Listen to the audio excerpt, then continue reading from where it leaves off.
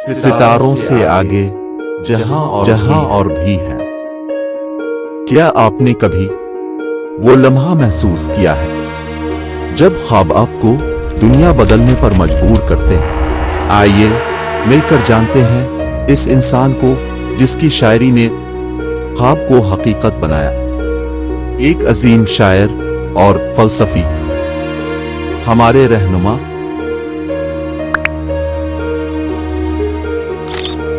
आप 9 नवंबर 1877 को सियालकोट में शेख नूर मोहम्मद के घर पैदा हुए। आपका घराना सादा और मजहबी था। इब्तिदाई तालीम सियालकोट में ही हासिल की, जहां पर शम्सुल उलमा का खिताब पाने वाले शोहरा आफाक उस्ताद मीर हसन की शागिर्दी नसीब हुई। उन्होंने इकबाल की सलाहियतों को पहचाना और उसके मुताबिक आपकी इस्लामी और अदबी रहनुमाई की। अल्लामा इकबाल के फलसफे और शायरी में उनकी तालीमात का असर गहरा नजर आता है। वो जमाने में मुअज़्ज़ज़ थे मुसलमान होकर, और तुम खुआर हुए तारक़े कुरान होकर। अब लाहौर चले गए और वहां गवर्नमेंट कॉलेज लाहौर से BA और MA किया।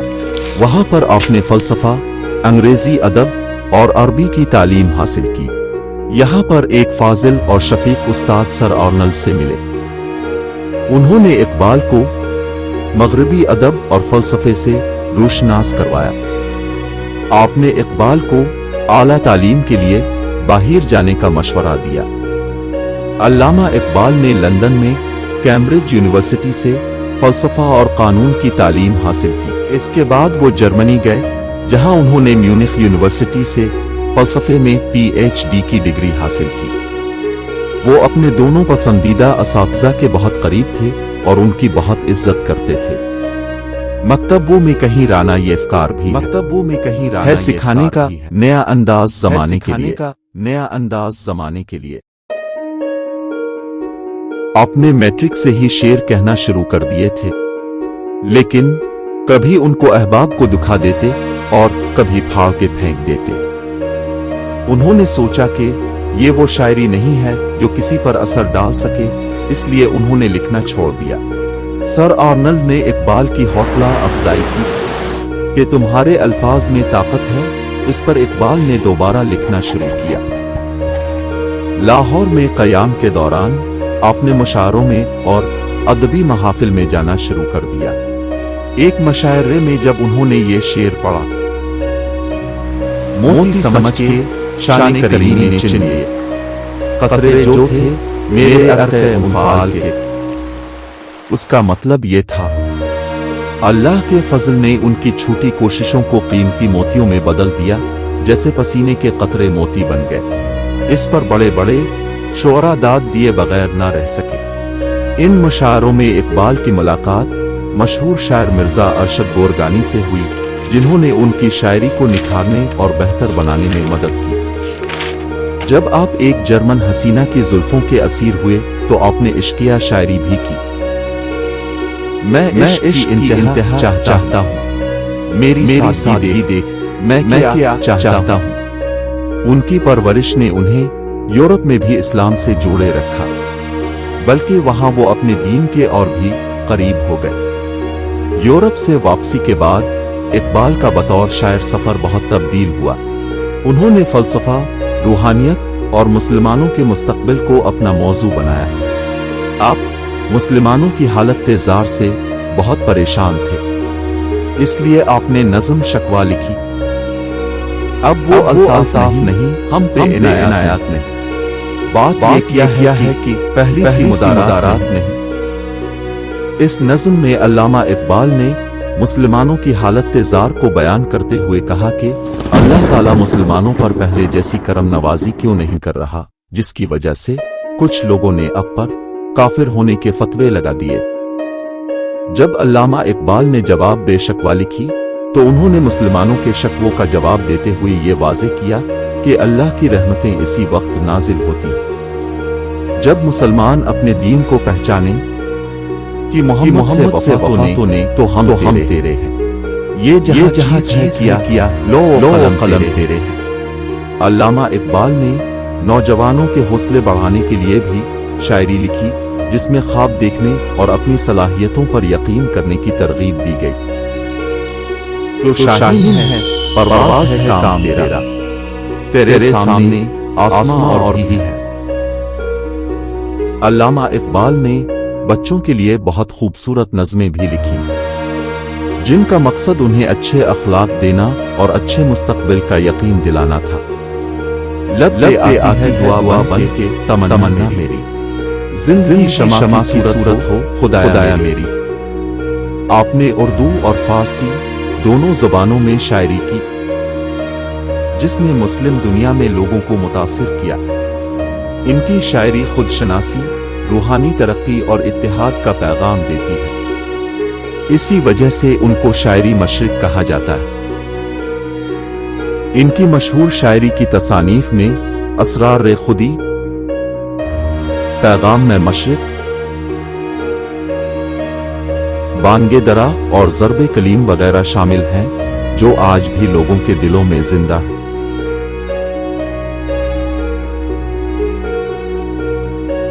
वो नीत्शे, बर्गसन और गोएटे जैसे मगरबी फिलासफर से गहरा मुतासिर थे और इस्लामी फिलासफर्स में से आप रूमी को बहुत पसंद करते थे। आपका फलसफा रूमी के काम से बहुत मुतासिर नजर आता है। इकबाल ने फख्र के साथ अपने आप को रूमी का शागिर्द समझा। बहुत से लोगों का मानना है कि रूमी और इकबाल तुर्की और पाकिस्तान की अदबी सकाफतों को जोड़ते हैं। ईरान में उन्हें मोहब्बत से इकबाल लाहौरी कहा जाता है, क्योंकि इकबाल का बहुत सा काम फारसी जबान में भी है और अदबी नाक़दीन के नज़दीक इकबाल का फ़लसफ़ा और शायरी रूमी के ख़यालात की एक तौसीह है। अल्लामा इकबाल ने कुछ अरसा के लिए फ़लसफ़ा भी पढ़ाया, जहां उन्होंने फ़लसफ़ा, अदब और इस्लामी सकाफ़त पर अपने ख़यालात से कई तलबा को मुतासिर किया। अल्लामा इकबाल एक ऐसे मुफक्किर और फ़िलासफ़र हैं जिन्होंने इंसान की हकीकत और खुद को समझने की कोशिश की। इकबाल ने खुदी यानी अपनी पहचान की अहमियत पर जोर दिया। उनका कहना था कि अजीम बनने के लिए खुद को जानना जरूरी है। खुदी को कर बुलंद इतना कि हर तकदीर से पहले खुदा बंदे से खुद पूछे, बता तेरी रज़ा क्या। इकबाल का इस्लामी फ़लसफ़ा कुरान और हज़रत मोहम्मद मुस्तफ़ा सल्लल्लाहु अलैहि वसल्लम की तालीमात पर मबनी था। इकबाल ने इस्लाम को एक तरक्की पसंद दीन समझा, जो इंसानियत को बेहतर जिंदगी की तरफ ले जा सकता है। इकबाल का मानना था कि तालीम बच्चे की खुदी को परवान चढ़ाए ताकि इसे मर्द कामिल बनाया जा सके। उनके नज़दीक तालीम के जरिए हौसला, बर्दाश्त, बहादुरी और रूहानी इंकिसारी पैदा करना जरूरी है। इकबाल ने आज़ादी को भी अहम करार दिया ताकि तजुर्बे के जरिए किरदार साजी मुमकिन हो। इकबाल के ख्यालात आज भी लोगों को अपनी जिंदगियों और मकासद पर गौर करने की तरगीब देते हैं।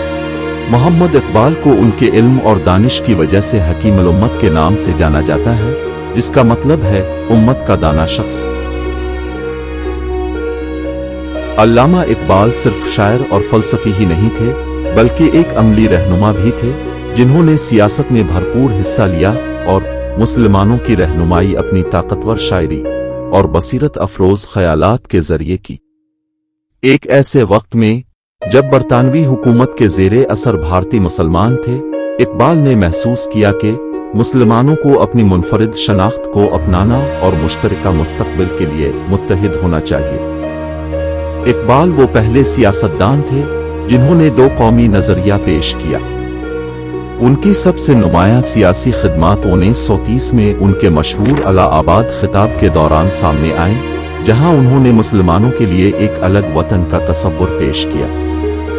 अल्लामा इकबाल कायदे आज़म मोहम्मद अली जिन्ना के बहुत करीब थे और उन्होंने उन्हें इंग्लैंड से वापस आकर मुस्लिम लीग की क़यादत करने पर कायल करने में अहम किरदार अदा किया। जिन्ना सियासत छोड़ चुके थे और कांग्रेस से मायूस हो गए थे, मगर इकबाल की हिमायत और हौसला अफजाई से उनका अज़्म दोबारा मजबूत हुआ। उनके असर और रसूख ने मुसलमानों को मुत्तहिद करने में मदद दी और मुस्लिम लीग को आज़ादी के हतमी मकसद की तरफ गामजन किया। अल्लामा इकबाल 1938 में पाकिस्तान बनने से पहले वफात पा गए। 1947 में आज़ादी के बाद उन्हें पाकिस्तान के कौमी शायर का लक़ब दिया गया, जो उनकी अजीम खिदमात का एतराफ़ था। आज भी उनकी शायरी लोगों में इत्तिहाद और मकसद का जज्बा पैदा करती है, उन्हें तरक्की और शनाख्त के ख्वाब की तरफ ले जाती है। नहीं है ना उम्मीद इकबाल अपनी कश्ती-ए-वीरां से।